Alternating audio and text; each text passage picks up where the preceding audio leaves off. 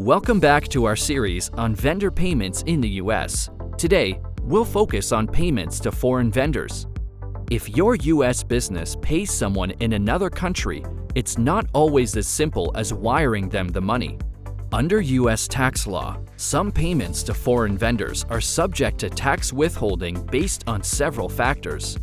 In general, the IRS requires 30% of certain payments to foreign vendors to be withheld and sent to the US government.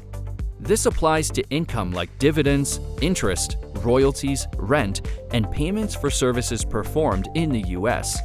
For example, if a foreign consultant travels to the US to work and sends an invoice, you may need to withhold 30%.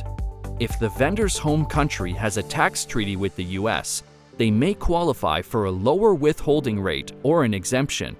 To claim a lower rate, they must submit Form W-8 Ben for individuals or W-8 Ben E for businesses.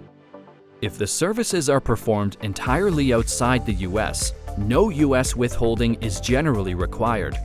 If a foreign vendor is actively doing business in the US, the income is called Effectively Connected Income, or ECI.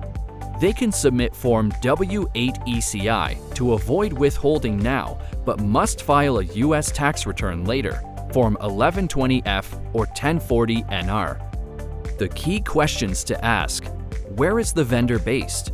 What is the payment for? Where was the work performed? What is the right form? Our next video covers how to report payments to foreign vendors, because withholding is only half the story. Need help handling foreign vendor payments? Contact Orbiss today.